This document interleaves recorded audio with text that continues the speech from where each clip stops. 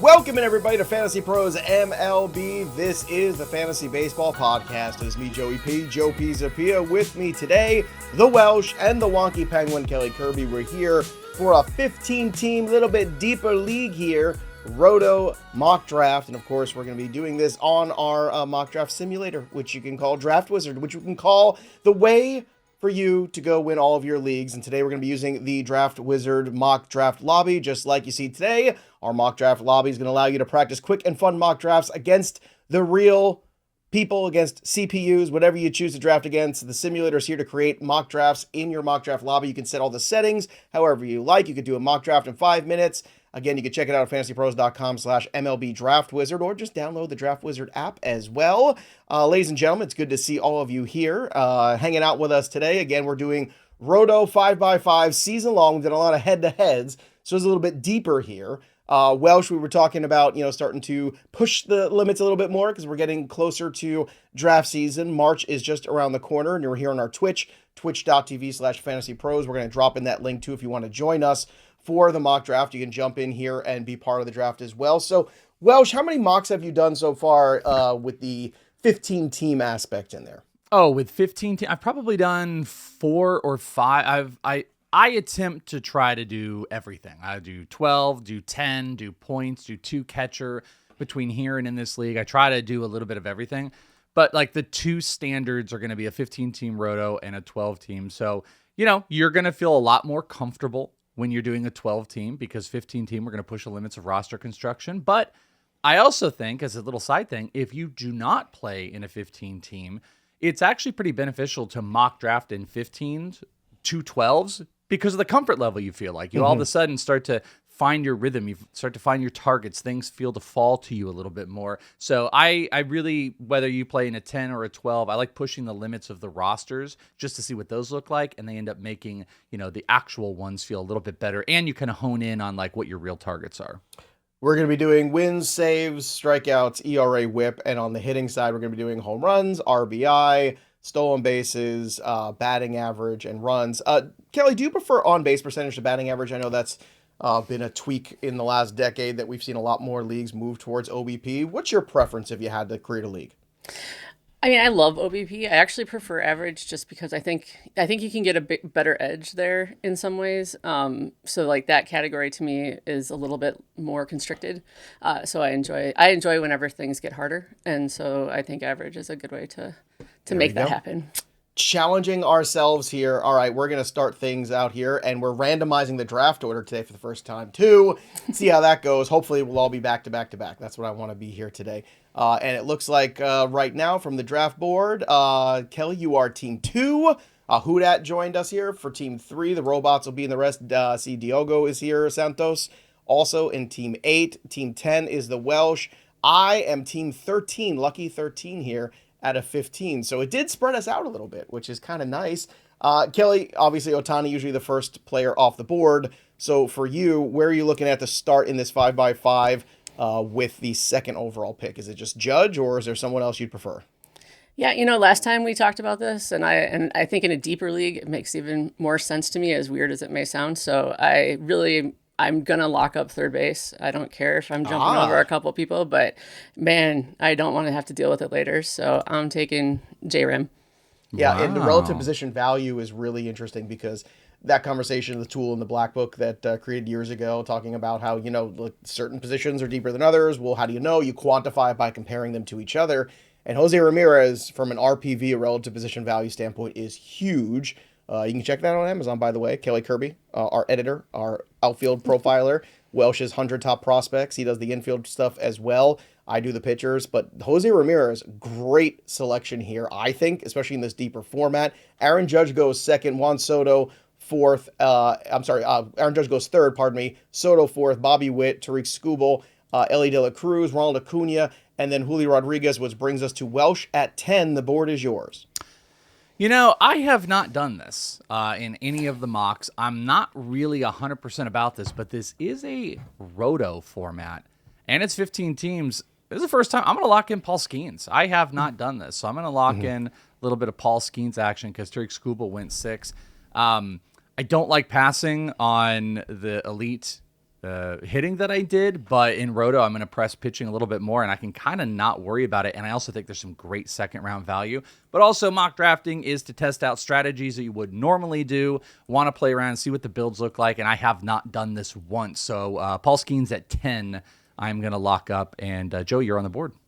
I am indeed. And look, a different format too. Obviously, a little deeper. Pitching's going to be a little different as well. I took Junior Caminero, and I'm just going to pause real quick because we're on that 30-second clock here and go through these picks because it does make a big difference here where you are in terms of your mindset, in terms of the depth of the league. We have 4 outfielders too active in this. We're not drafting a bench today just because for time today with the show being a little longer. I'm going to go ahead and we're only playing single catcher. Cal Raleigh's interesting to me, but I'm going to go ahead and take Vlad, which is funny because this is the same start I had to the 12-team league we just drafted last time. So I'm going to see how it plays in the 15-teamer. So after Paul Skenes, Corbin Carroll goes, then Kyle Tucker, Junior Caminero to me, then Garrett Crochet, Gunnar Henderson at 15, the loop around for 201, Fernando Tatis, Nick Kurtz. Then I took Vlad. Jackson Churio goes next at 204. So I got my corners done there, my first, my third. I'll be hitting the outfield early and often. Cal Raleigh goes after Churio. I thought about Cal Raleigh in the 15-team league, but I still like catcher enough. If you're looking for more help with catcher, go check out our Ultimate Guide on YouTube right now. It's available for you with all of the positions. We got our second pitcher version coming out soon this week, but the Eno Saris pitcher number 1 version should be dropping soon on the channel any day now. Kyle Schwarber goes next to the Welsh. So Schwarber, let's talk about this. So you got your big offensive bat, you got your big power pitcher. What are your thoughts on going util this early, Welsh? Well, he does he qualifies at outfield on here because different formats, so True. He's not going to just be util. If he were just util, I probably would have pivoted, but technically since Draft Wizard, you can align it to certain league standards, but because we got outfield there, I was in a bad spot. The 3 guys that went in front of me, those were one of the 3 I wanted. I wanted Vlad, Churio, or Cal Raleigh. So this is one of those things with the pitching. I got Paul Skenes, but I was really hoping someone was going to fall. No, but not even Corbin Carroll fell. Like, nothing fell to me, which was kind of lame. So I'm a little bit disappointed because I was really hoping to pair, like, one of those advanced offensive bats with Skenes. And I mean, Schwarber, listen, I'm going for, 100 run, 100 RBI, good homers, obviously 40+, but I'm a stink on the other 2 spots. I'm going to have some stuff to make up for. So not, like, the most exciting start for me after going pitcher in the first round. All right, we'll continue on with the draft board here. After Schwarber, Yamamoto goes, then Jazz Chisholm goes, Ketel Marte at 210, Francisco Lindor, then Pete Alonso, followed by Pete Crow Armstrong. A run of Pete's there. Jordan Alvarez at 213, then Kelly Kirby, you took Trey Turner at 214, the loop around at 215 to end the second round, Christopher Sanchez. Then to begin the next round, Roman Anthony goes to 301, then Mason Miller. We're playing with 9 pitcher spots, but Kelly, the supply and demand of relief pitchers and closers also very different. I'm more willing to go forward with at least one solid reliever on my roster early, and it seems like you are as well by taking Miller at 302. Yeah, I mean, I think that I always underestimate the power of saves in Roto. You can punt it if you want to, but I feel like locking up one guy and then I can kind of ignore it for a while, especially if it's one of the top end guys. So yeah, I'm practicing not punting saves right now in 15-team leagues. That's a good thing. Practicing not punting. Zach Neto goes, then Brent Rooker, Bryce Harper, Manny Machado at 307, James Wood, then Diogo Tilex, Matt Olson, which brings us to Rafael Devers at 3.9, and the Welsh at 310. Good value, 309 for Devers in a 15-teamer. Welsh, what do you have next year for this 310 pick? 10 Man, seconds. I'm just not loving what is being delivered to me here. I am going to, in Roto, I'm going to do the same thing. I'm going to lock up a closer here. I'm doing everything against what I usually do. So here's the strategy is just going opposite. But I wanted Rafael Devers. He went 1 spot in front of me. I'm in a really tough spot because my draft targets, and this is good for the experimenting here, my draft targets, I'm in a spot where I just can't quite grab any of them. They're going right in front of me. So it's kind of a brutal blow here, but I've got elite starting pitcher, elite closer, and a big power hitter. I have no stolen bases or batting average, so I have a huge mountain to climb right now. All right, he's climbing up that hill, baby, Trying. just like Kate Bush. All right, so after you have Edwin Diaz, Logan Gilbert, Wyatt Langford, I selected Mookie Betts at short. I'm going to pause the draft real quick so I can recap the picks before I make my own. Bryce Terang at 314, Hunter Brown at 315, Chris Sale. I hit pause. Okay.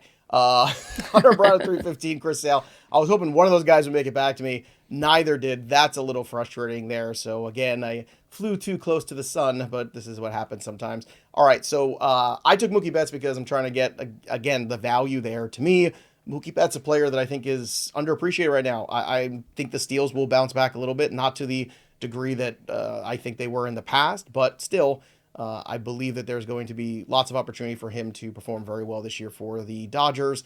Looking at the pitching landscape now, 37-year-old Jacob deGrom is what they're telling me to do. I just don't know how confident I feel in that. I mean, that is just a tough road for me to run down, so I think I'm going to pass on that. Second base, a little tricky as well. Michael Garcia's on the board here. We have in the outfield, Riley Green coming off a solid season, Jackson Merrill on the bounce back.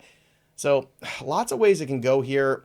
I feel like I want to lock in a starting pitcher, and I'm just going to lock in the guy that I feel best about in this range, and it's a guy with 3 straight years of 200 strikeouts. It's Freddie Peralta. Pitcher for a contract, that's the guy I want. So Freddie Peralta goes at 403. Logan Webb at 404. Steady Eddie guy, 200 innings every year. Andres Munoz goes to team 11 at 405. Welsh are back on the clock for 406. Man, there's good value. DeGrom is still there. Reagans is still there. I like both of them. I've taken 2 pitchers. I'm going to lock in a lot of run, a lot of RBI, and some batting average here with Freddie Freeman in the 50s. First base, there's some good spots in there. I didn't love a lot of the other players that are around. I have no stolen bases, but Freddie kind of hones that in a little bit. But boy, I was tempted to take some pitching. There was some really good pitching in that range, but me taking the early pitching and me doing the closer really, I think, just kind of strung me up a little bit that I could not pull the trigger on more pitching this early. Yeah, well, Freddie Freeman, nice discount. Look, Betts and Freeman, you're getting a great discount on this year. And I would just continue to take it. Brian Wu at 407, then Hunter Green 408, Jacob deGrom, a little pitching run there. Jaron Duran at 410. I consider Duran too. I think he's a good, solid guy. Like Welsh's team, I'm kind of lacking in stolen bases right now. I'll have to fix that later on. Max Fried at 411. Then Perdomo at 412. Austin Riley goes at 413, which puts Kelly on the clock at 414. Yeah, I am with you guys on the pitching. So I think the fact that Reagan's made it back to me, I believe in him more than I thought I would at the beginning of draft season.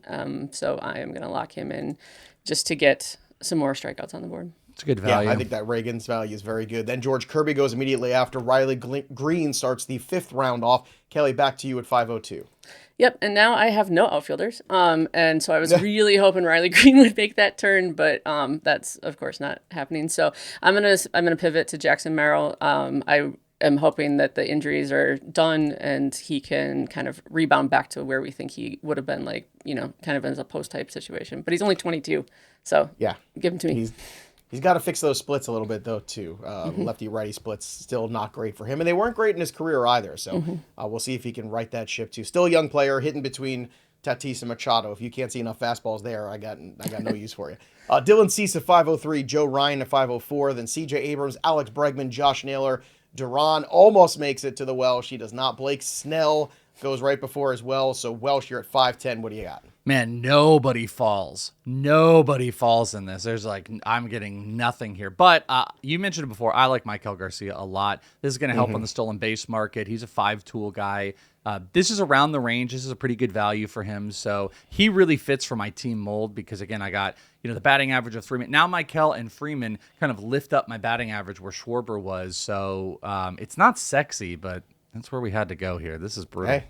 Can't all be sexy picks, man. All right, so after you go ahead and select Michael Garcia, Cody Bellinger goes, Cade Smith, and I took Yuri Perez, and I'm going to continue to build out my pitching here.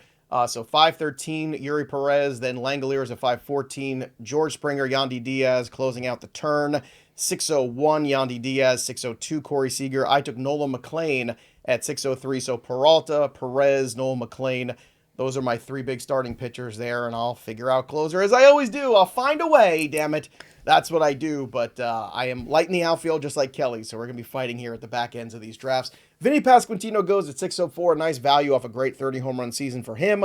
Byron Buxton, also a healthy one at 605, and then you went corner here with Eugenio Suarez Welsh at 606. Hey, I'm living up to what I said in our cut video of Bregman, I want Suarez over him. Suarez is a 40-plus home run potential guy in Great American Ballpark. If he's back to 240, now I do have two similar players in Schwarber and him, but I might have all the homers in the world. So, I'm playing the balance in Roto. I got two batting average guys. I've got two huge homer guys. I need to get a little bit more stolen bases, but Suarez really rounds us out. Third base also stinks, and this is the spot.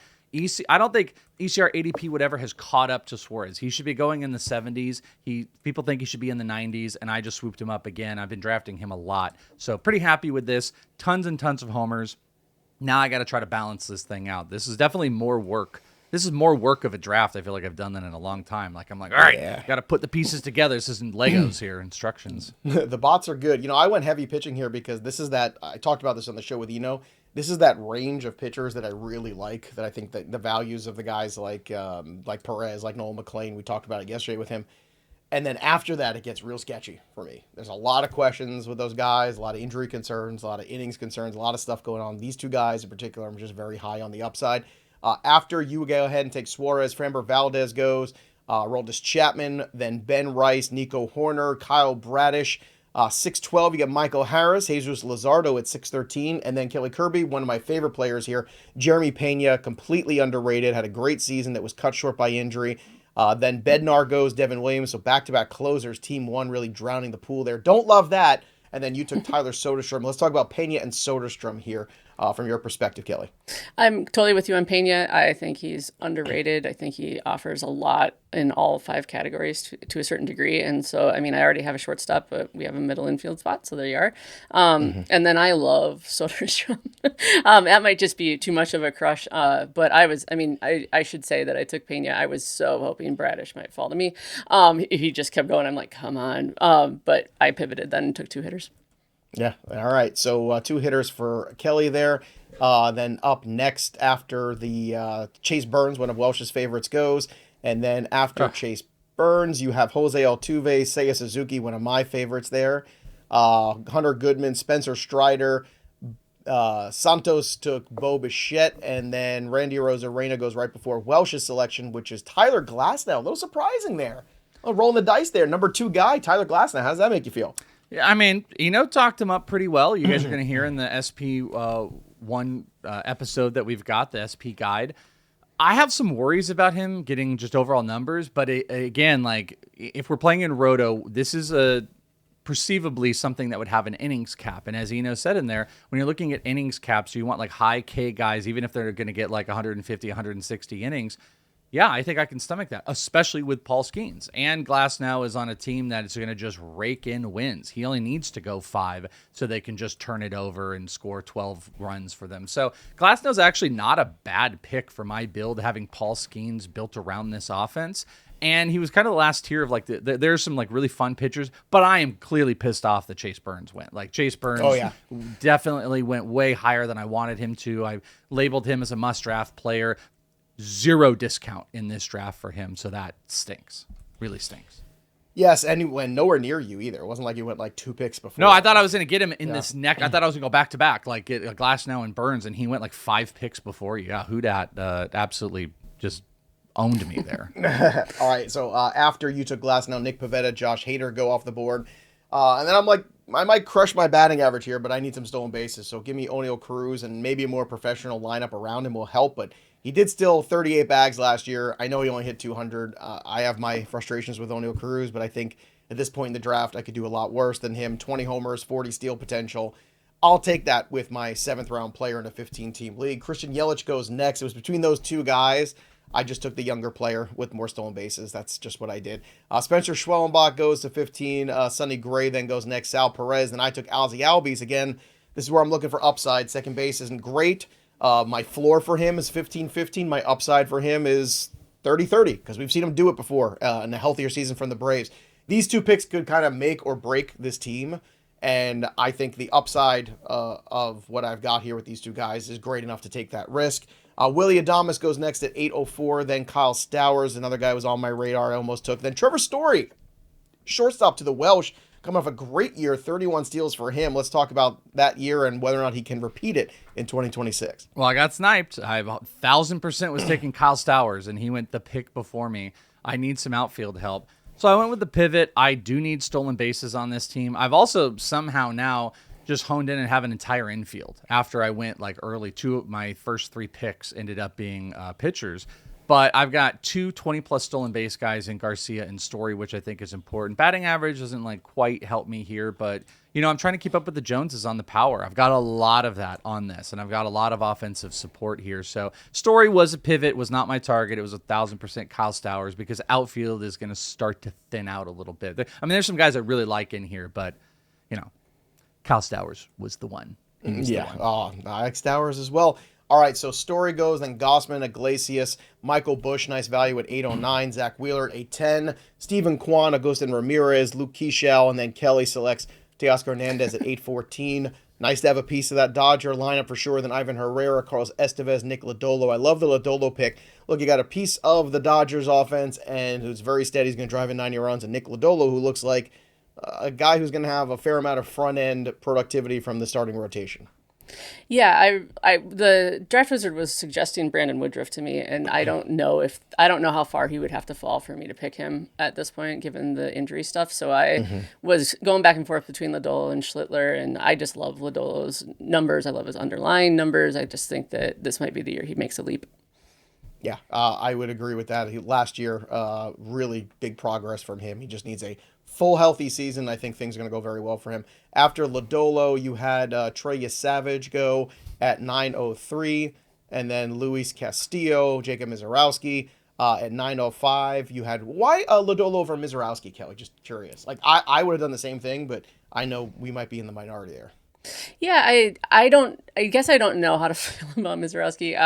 I'm worried about the innings. Yeah, he would have the strikeout numbers, but it just kind of felt like toward the end of the year last year, he sort of, I don't know what the right word is, just drifted in a way that I have a bad taste in my mouth from him, and also I'm a Cubs fan. So I went with the dull. That all works out. That all tracks, by the way. All right, next up here after Jacob Mizorowski, we have Will Smith go, then Ezekiel Tovar, Joe Adele coming off a nice season, Jordan Westberg, and then you took Emmett Sheehan, Welsh. So loading up, that's the second Dodger pitcher in your rotation. The third overall Dodger. I have a bunch of Dodgers. Probably not the worst thing in the world. Better than have a bunch of Pirates. I've got one. I got the only one that you really want. But I love Emmett Sheehan. I almost took him like before Glasnow. That's the level that I like him. We also talked about him in that episode. He could end up being one of the most valuable singular pitchers on that team. He had a phenomenal end to the season. I think he's a great SP3. It just looks a little bit weird because I also have Glasnow. I also have Edwin Diaz, so it's kind of in our face there. But 3 starting pitchers that I really like. All right, I'm going to keep draining the outfield pool. Nathan Eovaldi goes, and Cincinnati Rafaela. I took Brandon Nimmo, followed by Brandon Woodruff goes at 914, Ryan Helsley at 915, Jansen at 1001, 1002, Sandy Alcantara. That's a nice value there. Andy Pajes to me at 1003. So Nimmo and Pajes go along with O'Neill Cruz, starting to make an outfield that's got some power, got some stolen bases, and does a little bit of everything there. Then Drake Baldwin goes next, Dansby Swanson. Welsh, you took Luis Robert. That was the other guy I was thinking about taking. I love this pick. Yep. Let's talk about it here. Last year, 33 steals, 14 home runs, but a new lease on life and playing for a contract with the Mets. Yeah, and we talked about as well that like just him going to an environment where he's not the leader, it's a winning mentality. He is going to be a piece in it, not the piece with Juan Soto and Lindor there. That it might be off, like the monkey's off of his back. You know what I'm saying? Like he can just he could be free to roam. Be free to roam, Luis Robert. And even when he struggled, you saw big power and speed numbers. So I think there's a real bounce back opportunity for him. And again, like big, I'm stacking up either like 40 plus homer guys or 20-20 guys. And he kind of fit that mold. I need outfield. I think we've got, was it 4? Or yeah, we've got 4 outfield 4 here. So I need to make sure I'm starting to fill that out. And it's going to start thinning here pretty quick. I was really hoping you were going to mix a monkey metaphor there and get something wrong, but I've still been doing a pretty good job of getting those all of those wrong in the last 3 episodes. So yeah, you have. You're in peak classic form, spring training form, best shape of your life. Yeah, that's what you want. All right, let's continue on here with the draft. After you took Luis Robert, love that pick. Marcy goes next at 10-7. Then Lawrence Butler, Ian Happ, Taylor Ward, Michael King at 10-11. Great conversation on the pitching podcast about that too. Go check it out on YouTube or wherever you get your pods. Cam Schlittler goes next, then Brandon Lau, Trevor Rogers to Kelly out of my queue and on her roster. Boo. Dang. Boo. Isaac Paredes closed out the 10th round to open up the 11th at 11:01. Daniel Palencia, and then Matt Chapman 11:02. So you got a steady Eddie at third base, and you also added Trevor Rogers, who had a breakout season in 2025.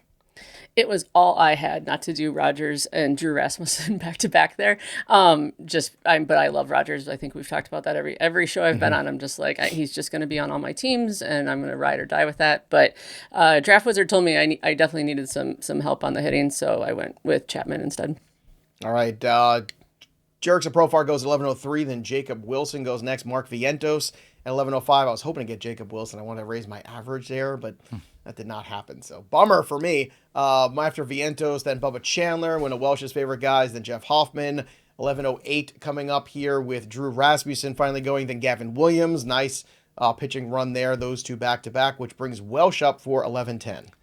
Yep, and sniped again. Bubba Chandler was 100% who I was looking at here. But in that same vein of trying to boost the batting average and look at elite stolen bases, this is something I have been doing a decent amount. When I've been getting big power guys, I am targeting Chandler Simpson because it's like 40-plus homer guys. Yes, Chandler Simpson is a 0 in the home run department, but I've got so many guys that are picking it up. Every single one of my hitters across the board is a 20-plus home run hitter. And now I've got a guy that is likely to lead the league in stolen bases. So I've got now 4 players that are 20 plus, and you could argue 2 to 3 of those guys could be 30 plus stolen bases. So I probably need to pay a little bit more attention to average, even though Chandler Simpson helped me. But I just think he's just like a really good build. If you can get 2 big 40 plus home run hitters like I did with Schwarber and Suarez, he just really fits the mold when I'm trying to get those stolen bases. So I'm pretty happy about that, even though I am still playing like a pivot game with getting just sniped to hell here. All right, we're going to take a break here in our 15-team 5x5 Roto category league here that we're going to be running here. Again, season-long Roto 5x5. Again, we mentioned it at the top, just reiterating those for listening and just joining us here on our Twitch. Don't forget also, it's all about the tools we're running here over on Fantasy Pros. And, of course, MLB Draft Wizard tools are available for you. And this is where champions are made. So what gives you the edge? Well, sync your leagues for free in just seconds. And you can run realistic mock drafts using all the settings from your own league. All the tools are here at your fingertips. The cheat sheet. You can ask coach questions as well, which is great. You get real-time advice. Hey, I need more upside for stolen bases. Who should I be looking at? Boom. You put it into coach. Coach will give you some recommendations. Plus, you can also view players, their projections. Everything is right here. You can create cheat sheets that run from Kelly's rankings, from Welsh's rankings, or hybrids of everybody if you want, or certain experts as well. It's all here for you. Sync your leagues for free. Go to fantasypros.com/MLB Draft Wizard. All right, let's take a look here at the rest of the landscape of this draft here as we go through. We are now officially in the 11th round. I am mad because after Welsh took Chandler Simpson, Wilson Contreras goes, and Ryan Pepio was the guy that I really wanted there, and he is gone. Not happy about that at all. So now I'm going to pivot away from starting pitcher, I think. I don't think I want to go there right now. Instead, I'm going to look for some value, and I think Noelvi Marte is the way I want to go. Marte had a really good season after a PED suspension. 14 homers, 10 steals. He can play third base. He can play outfield. I like that flexibility. That really helps. When you have position flexibility in these deeper leagues, it's something that's very important. And after Marte goes, Trevor McGill, Spencer Torkelson, Brian Reynolds, Emilio Pagan. I can go ahead and take a closer if I want here. Do I want to do that? Do I want to take a closer? I think I do. I'll take Pete Fairbanks. He's going to get that job, but keep that job. He'll be fine. So I got one closer here finally to help out with saves a little bit. After Fairbanks, Diaz, Bieber, Welsh, 1206. The pick is to you. Yeah, I don't hate a lot of what is going on here. I got an elite closer. The one thing I don't like to do is when I take like an elite player, I don't like to just necessarily sit back and just forget about that player. And I feel like I did kind of, and I am end up doing that with closers. Fairbanks would have been one of the guys. I am going to pivot. I think this is a decent deal. Marcus Semien. We have a middle infield and a corner infield spot. I don't hate Marcus Semien overall in the offense. Doesn't really fit my 2020 mold anymore with him, but most of middle infield is getting pretty weak, and I don't want to have like an Xavier Edwards to go with Chandler Simpson, so I jumped on Marcus Semien. Look at you with 2 Mets in the draft. Gotta love that. All right. Dodgers and Mets. Well, look, my only thing with Robert and the breaking thing too for me is right now he's projected it lower in that order. I don't know how long that's going to last, but the lower in the order does, potentially hurt him a little bit. But again, if he has a hot April, he could be hitting fifth by the time we get to May 1st. All right, so after Simeon, Adley Rutschman, Colson Montgomery, Mike Trout, yay, at 12:09, Mackenzie Gore at 12:10. Nice pickup there. Addison Barger coming off a great season at 12:11. Then Jackson Holiday at the value after the hamate bone surgery, 12:12. Hudats at 12:13. Kelly, you're up next. What are you looking to do here? Oh, I do not know at this point. I would love to get another reliever. I think that I'm kind of in the same boat, and I could also use some, ERA whip help. And this is kind of that. How much do you believe in injury recovery area with Steele and Cole and McClanahan? So I think that at this point, I am going to go ahead and go with, I don't know. Kelly, you've got 7 seconds. I know. I'm going to go. You went reliever. I did go reliever just to be totally boring. And then I'm going to do my other favorite player that I've drafted pretty much, I think, every mock draft that we've had, just because I love, again, that positional flexibility, and I just think he's royally underrated. So I'm going to take Alec Burleson. All right, so Burleson, another strong player. He was in my queue again. So that's like the third time now Kelly's taken somebody out of my queue. Santana, then Aranda, Xander Bogaerts goes 13:01. Then Kelly took Alec Burleson at 13:02.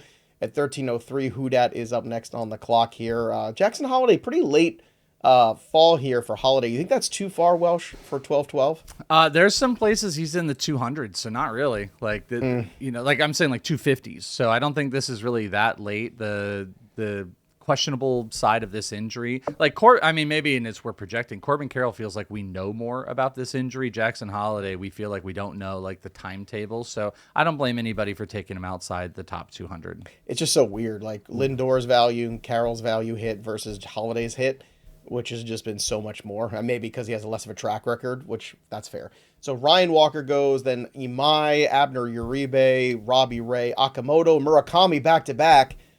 Then Ranger Suarez, Shota Imanaga to the Welsh. Let's talk about the selection of Imanaga. I'm kind of surprised Imanaga fell this far. I mean, I know like people are getting a little less excited, but he had a sub-1 whip. He had a 3.5 ERA this past year. I want to soak up some innings. I think the Cubs are going to be a pretty decent team. And I need pitching depth. I went really, really heavy hitting after going early pitching.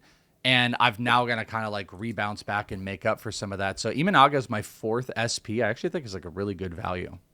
All right. So going forward here, after that selection, we have Ranger Suarez, Shota Imanaga. Would you have taken Suarez over Imanaga just out of curiosity? Ranger Suarez? Yeah. I know he went right before you. Probably not. I probably would have kept Imanaga. Murakami was someone I was looking at, but I gotta like chill out with all my hitting. I'm going nuts, but he went before me as well. All right, so Xavier Edwards goes, Chris Bubich goes. I am on the clock now officially here. I'm gonna go ahead and I'm gonna take Griffin Jacks. I know he's in a job battle, but again, big strikeout potential there, and I do think he ends up with that job. And then after that selection, you have Bryson Stott, Alejandro Kirk, Brenton Doyle, Tanner Bybee, and it's back to me again. And I'm going to take another guy in the middle of an order, too, with position flexibility, who qualifies in a couple different spots here, 2nd, 3rd, and 1st. So I'm going to take Jorge Polanco, again, in that deeper league, being able to move guys around. The replacement value on the waiver wire is going to be less. All of that, to me, means I love guys who have position flexibility, and that is going to be huge. So I kind of like the way this team is building out. I got my outfield util spot. I got some pitching spots. I got 2 closers in theory. I need more starting pitching depth. We'll see how that goes for me. Speaking of starting pitchers, more go here. After Polanco, Gleyber Torres, then Carlos Rodon. Welsh took Shane McClanahan, and then Shane Baz goes next, now of the Baltimore Orioles. So McClanahan, a really, disappointing 2025. We're still hoping that he's going to rebound this year. He's on my do not draft list, Welsh. So why did you draft him in this draft? Because he's on my draft list, my absolutely draft list, because it's worth the risk. We're outside the top 200. I'm going to take those big shots.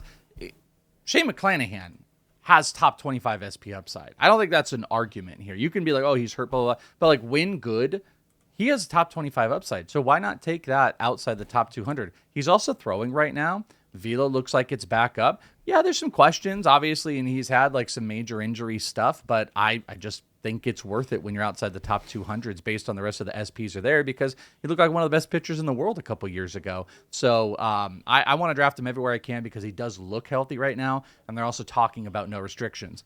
Hand up, that kind of happened last year too, though. But I'm just a stand for Shane McClanahan. A stand for McClanahan. There you have it. Let's get to Kelly's pick here. Kate Horton, Christian Walker at 1409, Jack Flaherty at 1410, David Peterson, Edward Cabrera. That's a nice value there. Kyle Teal goes, then Kelly selects Brian Abreu of the Houston Astros. Aaron Nola goes next. Zach Gallen at 1501. Man, I was hoping he would make it back to me. He did not. And then Kelly goes back with Dalen Lyle. So Lyle and Abreu. Kelly, talk to me about those two picks.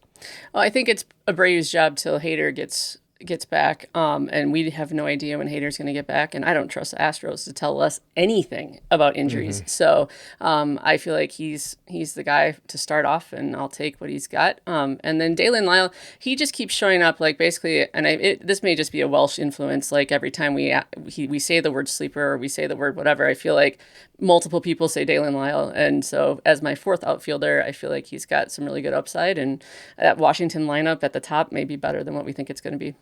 Now I see a Connor Griffin sighting in the draft here. Joe Musgrove at 1503, Royce Lewis, Connor Griffin at 1505, Jack Caglione at 1506. Then you have Robert Suarez, Willie Abreu, Andrew Abbott, and the Welsh is up at 1510. No, I mean, shocker, 2 picks. So I want a Willie Abreu, something bad, and of course he just went. That was brutal. So I'm going to take a guy that hat tip to Joe Rico. He's talked a ton about. I have completely jumped on board and I've written about Max Muncy. Max Muncy made that big move of the astigmatism in getting the glasses. We saw a big change in his batting average. His strikeouts went down, and he said when he got the glasses, he could start seeing spin again. And we know there's 30-plus home run potential, so I continue my Dodger run, and I'm going to be able to slide him in as a corner infielder with a lot more power projection. So he's one of those guys I think you can easily get on all your teams, and that's what I did.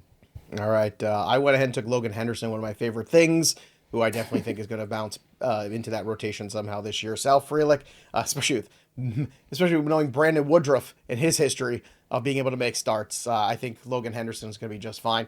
Sal Frelick goes next here, then Matthew Boyd. I was hoping he would make it back to me. He did not. Jose Caballero, Dalton Varsho. This is one of the tricky things, too, in that 15-team league. You have that queue ready to go because it gets emptied very quickly here. Grayson Rodriguez, Justin Steele still out there. 2 very risky options. I'm going to look in the outfield. Helio Ramos still out there. Adolis Garcia still available. In terms of the overall hitters on this board right now, too. Kerry Carpenter pretty high up there. Marcelo Ozuna. I think Ozuna is going to have an interesting bounce-back season, to be honest. Like, I think he was just not healthy all last year. The year before, 39 homers. The year before that, 40 homers. I'm going to tell you what. I'm going to go ahead and take Marcelo Ozuna here. I just think he is going to be a guy that bounces back in a big way. 1-year show me deal. You got to love that stuff. After Ozuna, Matt McClain, then Samuel Basayo. Welsh, you're up at 1606. All right. I got a pseudo plan here. Let me see where this guy is. All right. I'm going to lock this up. I do need that second closer. Robert Garcia looks like he's the guy in Texas, and they got some good pitchers to get the ball to him. So I'm going to take Robert Garcia as my second closer. And then I guess I can't talk about what I'm going to do next because a bunch of you villains are in between, so I'll have to wait. Andrew Vaughn at 1607. We'll wait for Santos' pick here at 1608. See what they select here. Kelly, what are you hoping for when it comes back to you here in 16? Oh dear. I don't know. My pitching, my categories are kind of all over the map. I could use some power, but there's just not going to be a ton of that around right now. So I might keep building up the pitching with the I need some strikeouts. My whip needs some help. So I might just kind of keep going reliever. All right, so we'll see if that's going to happen or not. Bryce Miller goes, then Helio Ramos, Jason Dominguez at 1610. I'm going to say it like Jason Derulo every time. What was that? Yeah, what was that? What happened? Jason Dominguez. By the way, he struck out 3 times yesterday. Just saying. Spencer Steer, Sal Stewart, then Ramon Laureano. Kelly Kirby, 1614. Did you wait to get what you wanted? Oh, no. I don't know if I got what I wanted. Well, I'm going to go with Draft Wizard. I'm going to trust them on this one. I'm going to go with Gabe Spire from Seattle. It says it's my biggest boost, and I like his numbers, and it'll help me in those ratio categories. All right, so hoping for the bigger boost there. It's going to come back to you in just a second. So after Spire, you have Sasaki. Trent Grisham coming off a big year. We'll see if he can repeat that. 1702, you're up next, Kelly. All right, I'm gonna do a thing I shouldn't do as a Cubs fan, and I shouldn't probably want to do, but I think JJ Weatherholt's gonna break camp Oh, I with love the big leagues, and I need a second baseman, so he fits in. Love some I love it. JJ. Love the Weatherhold pick there. Fantastic. All right, so after Weatherhold, wait for Houdat's pick. All right, Welsh, you've got some time here. What do you think? You think you're going to come back here at 17, get the guy you were looking for? Yes, I think so. Well, no, Houdat's up and in the chat, so I can't say it. And there's two people in the chat that are there, but yes, there is the player that I was talking about is still floating out there, and he just went. Of course, Brendan Donovan. Brendan Donovan, new Seattle Mariner, going to be hitting in the middle of the lineup. A lot of position flexibility. I liked him a lot, and he's gone. So I will not be drafting him. So you had, let's see, Luis Ariz, then Marcelo Mayer, Ernie Clement, Brendan Donovan, Noah Cameron, Kyle Manzardo, and then Gabriel Moreno, so catcher off the board here. Welsh at 17-10 took Kerry Carpenter. That's a solid pick there. Oh, Merrill Kelly went right before me. That was who I also had in my spitting queue. Nails. But you were going to take him from me now that I'm hearing this. So. Spitting nails. Oh, my goodness. What does that saying mean? I've never heard spitting nails. You're so mad, you're spitting nails. That's what you're doing. So, who spits nails? All right, I've got to regroup here. Welsh, talk about your guy. That's an actual phrase, Welsh, by the way. No, but I'm dying to know the historical. You're just so mad you're spitting context nails. Like I don't know why. I mean, yeah, I mean, I'm not. You haven't been mad enough in your whole life to do that. I'm not like in love, but I do. I mean, I like Kerry Carpenter a lot. In the middle of that lineup, there's a big power projection. You know, batting average isn't bad. They will play platoon stuff with him, and he did have some injuries. But you know, the rest of the outfield, like if I wanted to go for more power, I could have gone for Adolis Garcia. There's some speed. I feel pretty good about that. I didn't need to go and chase batting average of Jung Hoo Lee or anything like that. I just think Kerry Carpenter is just a good 3-category player that does have 30 home run upside. So I had that one more outfield spot, and I'm down to a catcher, a util, and then I've got 2 pitching spots left to round this out. All right, I've got to regroup here and figure things out. Merle threw you that much? Merle fell in this. I was thinking about taking him. Now I wish I had taken him before Kerry Carpenter. Yeah, Merrill fell way too far. I'm going to go ahead and throw a dart on Grayson Rodriguez. I think he's pissed that he got traded. I think that was really mishandled by the Orioles. And I pitching think today as we're recording this, by the way. I got. He's one of my you want to talk about guys doesn't cost you anything to figure out? Like he's one of the guys doesn't cost me anything to figure out. And you know what? I'm going to take Mickey Moniak here for my last outfield spot. Colorado, give me some stolen bases in there. Give me some power. I like what I saw in him last year. So in between those picks of Grayson Rodriguez, you had Caleb Durbin, then Carter Jensen, Sir Anthony Dominguez, Ryan O'Hearn. Then I took Moniak, Ryan Weathers, now the New York Yankees, by the way, too. So we'll see how that tracks for him because no Garrett Cole, no Carlos Rodon. He's an interesting early, you know what? I don't like how pitching's going. Let me go draft Ryan Weathers late and you get him through the month of April and see what happens. That's an interesting one there, too. Jose Soriano, then Zebby Matthews to the Welsh. Let's talk about Zebby here. Yeah, a little sleeper action, get some innings. I mean, they sure don't have any other pitchers that are going to be out there, so Zebby is going to be one of the few that's locked in from a rotational standpoint. So, I think it's just a lot of good sleeper upside, decent strikeout numbers. I don't know how many wins are going to be there, so it might be better for a quality starts league. But again, I need some arms, and unfortunately, Merrill went. I'm not in love with the crop that's kind of still out there. Like, there's not even super sneaky dudes. There's not a lot of sneaky dudes that are out there, so I think there's a lot of upside with Zebby. All right, only a couple rounds left here. Zebby goes, then Luis Garcia, Jack Leiter. Oh, Welsh, I could have had Jack Leiter.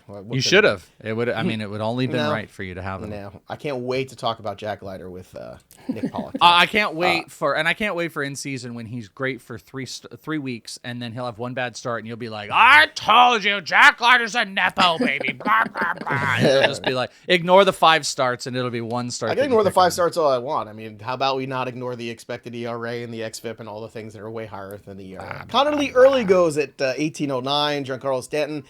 Then my catching fallback, Francisco Alvarez, goes at 811. Boo. Hurston Waldrop, Alec Boehm, Kelly, you took Ferrer, and then Vargas goes, Lee goes, and then Moises Ballesteros. Look at you pulling the Cub prospect up to the big leagues. Let's go. Yeah, I mean, apparently I'm going after Seattle's entire bullpen. Again, he was he gave me the biggest boost. I'm looking at those categories in Draft Wizard and trying to stay up there on ratios, and this is the way that the board fell. So that's what I'm doing. And then, yeah, I feel like catcher gets really thin, obviously like 17 rounds ago. So why not take a chance on my team's guy? And also, I should just also admit that I spent a couple of those picks trying to figure out where Spitting Mad came from, so you shouldn't do that to a person with ADD. So yeah, Spitting Nails. Yeah, I got an update on it, by the way. I'm taking Ian Seymour. Another kind of sleepery pitcher. Yeah, suck it. And your face is a jerk. But apparently the description of like, here's the origins of Spitting Nails. It's just like, we don't know. That's all they say. They're just like, it's something somebody said somewhere. There's no actual origin. Yeah, it's a Southern phrase is what I read. So. Well, I am from the south of Brooklyn, so just putting that out there. So I go pretty far down. All right, I can take another pitcher here. And you know what? Kodai Senga has upside, and he's healthy. Does he? Like, that's it. Does he? He does. Yeah, does he, though? Look, you know what? Everyone's look, at a certain point, I think you look at, the body of work of a pitcher, and yes, last year was not good for him, but at the same time, the year before, 2 years before, you were looking at a player who was striking out 200 guys. Like, those guys at this juncture in the draft don't grow on trees. So you're like 1 year, 3 years ago, he was good. Well, look, I mean, he was very good last year before he got hurt. I think people forget that as well. Got hurt, came back, couldn't get right. This is what you end up happening. All right, so I go ahead and make my selection of Kodai Senga. Look, you screwed me there, Welsh. I mean, you took the guy that I wanted and Seymour, so Messick goes next, then Brett Beatty, Brendan Pfaadt, Ryan Nelson, Austin Wells goes to me at 2003. So there's 20 homer catcher there late. Again, you don't have to go reach for catcher. Matt Shaw goes, then Jake Berger. Adolis Garcia to the Welsh. Another guy I was contemplating, but I didn't have any room for him. So Garcia this late, not a bad selection. Yeah, I mean, there's big power potential. Maybe the ballpark is going to, help him come back alive. There's a lot of offensive support. I just had to come to terms. You do not want to punt categories or anything like that, but I am really struggling in batting average, at least according to the category projections here on the Draft Wizard. So, I'm just leaning in a little bit. I think Adolis Garcia helped me in three other categories where he didn't just hurt or improve me in the batting average side, and I needed a util bat. So that's why I jumped on Adolis Garcia. We are in a spot where everything doesn't look great. Like, the pitching has become blah. The hitting is few and far between, especially, you can get, TJ Friedel, and it's 12 homers and whatever. But it's to get someone that could do something to a high degree, 30 plus homers. I kind of wanted to target that late here with Adolis. All right, fair enough. All right, let's continue on with the draft board. After you took Garcia, Jimenez, Dingler, Cantillo, Bailey, Ober, Mitch Keller goes, and then Estrada, Lopez, Kelly took Justin Steele. We waited for a long time for Justin Steele. I think all of us are kind of more in the wait and see mode with him. Carlos Correa goes, then Sosa, back to you, Kelly. You took Young. So Justin Steele, obviously a guy I think we all kept looking and passing on because we just want to see how he comes back. Now, he had that internal brace put in, so it's not the normal Tommy John surgery, and that's been kind of tricky. So you're not going to get him back till late May, early June. That's the best case scenario. Yeah, and I'm kind of in the same boat as somebody who took Kodai Senga and said he was good 3 years ago. That let's just see what Steele does. Yes, but I one can doesn't have a brace in his elbow. I can stash him on the IL, and then if he comes back and he's worthless, it was a 20-round pick. So, well, Senga did hit 97, I think, on the gun the other day too. Just putting that out there. Oh, okay. So that makes me feel warm and fuzzy. 97. Tyler Rogers goes after Tyler. Exactly. There's a couple other guys there. Reed Detmers, Clay Holmes, Tyler Rogers, Jason Adam, Clevenger, Grant Taylor, Jonathan India, JT Real Muto. So Welsh, you got your catcher. Castro, Quinn Priester. I've got one more selection left. I'm sure it's going to be a boring one. I'll go ahead and take Seth Lugo because I like Kansas City this year. And I got a C. Oh, it's not happy with me at all. Let's see who won the draft here. Could it be? It is the Welsh at the very top. Kelly Kirby right at his heels at number 2. Congratulations. You guys were awesome. Well done. Well done. Let's talk about the Welsh winning a draft. Let's talk about the back end here, what we like in terms of the reaches, the hot takes, who likes your draft more than anybody. Let's dig deep into the brilliance of the Welsh in this draft. So do you want me to read off the team or just the insights? No, I'll get to the team. Give me the insights first and who liked your draft and the experts that didn't like it. That's always a fun Absolutely. I love that I took Schwarber and Skenes, by the way. It said if I drafted Kyle Tucker at 110 and a pitcher later, I might have scored significantly higher. Okay. Again, I was testing some stuff out. From a Steele perspective, guess what? It loves Shota Imanaga. You talked about him. and where would I have taken Ranger or him? 2 rounds. I got him earlier than ECR. Kerry Carpenter, 2 rounds later than he was ranked. And Adolis Garcia, 4 rounds. Didn't love Robert Garcia, 5 rounds earlier than he's ranked, but he was one of the last closers out there. And it wasn't like the biggest fan of Zebby Matthews. That's fine. It said I projected in the top 5 for homers, RBI, so two hitting categories, ERA. I don't know why hits and walks are in here. That might have been something that was added. And the best in stolen bases and whip. So I was number 1 in that territory. Ario Cohen. It's a pretty good person to have love your team. Loved my team the most. Fred Zinke, number 2, Scott Pianowski, Mike Mayer, and Jeff Bogus, who hated my team. Andy Behrens hated me the most. Scott Bogman, and look at these 2 mugs. Kelly Kirby and Joe Pisapia. So they both hate me the most. Interesting, guys. Well, interesting. I liked my draft more than any other expert, of course. That's fine by me. It's my draft. I better like it more than anybody else. You know who also liked my draft, though? Dalton Del Don and Chris Welsh liked my draft because I took Yuri Perez, Mickey Moniak, Pajes, Nolan McLean. Thumbs down. Look at this murderer's row. Kelly Kirby, thumbs down. Ariel Cohen, thumbs down. Chris Towers, thumbs down. And Mike Mayer, but nobody cares about his opinion.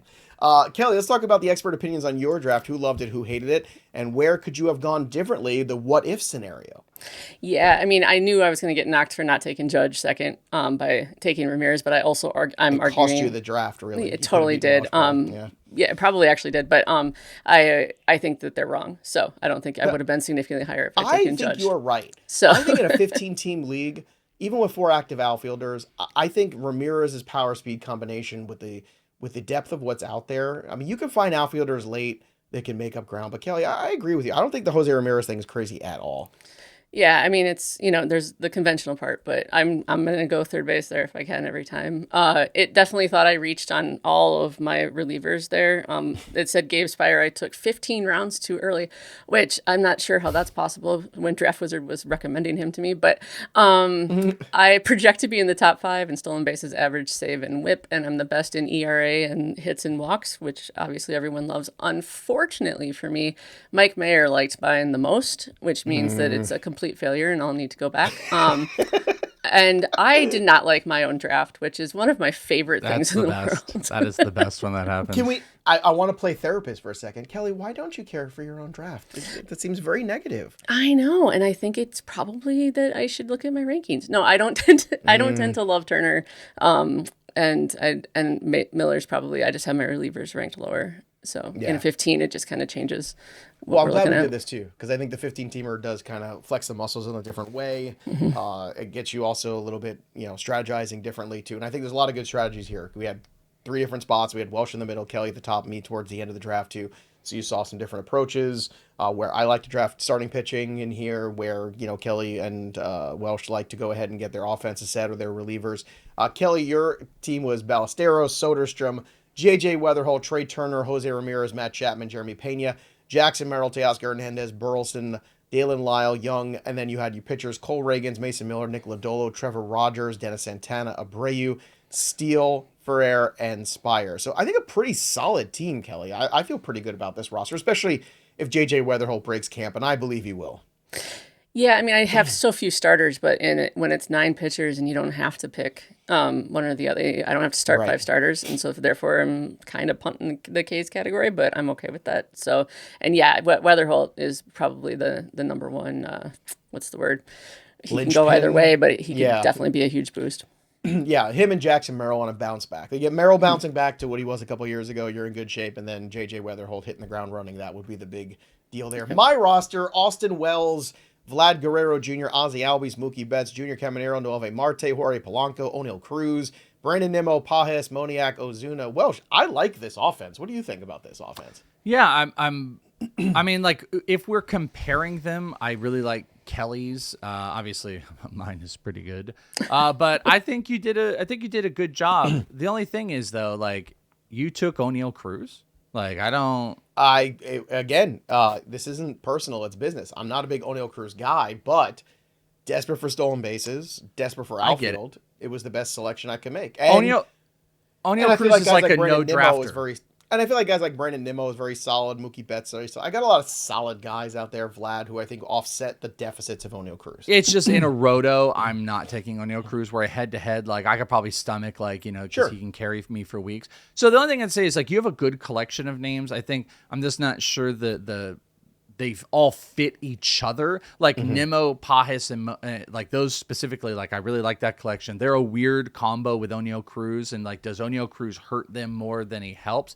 But like, you got some great deals. Polanco was in there. I'm surprised how good your infield ended up being. Marte too. You have an elite infield, and I think probably the biggest negative, if you really wanted to pick a negative, is just the back end of your pitching. I think your pitching 100%. Started off really well. You got Peralta, Yuri, Nolan McLean as a 3. You got good closers, but then you fell off, and it was like Senga and Grayson Rodriguez. So you sacrificed the back end of your SPs for some of that really good offense. I got sniped 2 rounds in a row by Pepio and Merrill Kelly.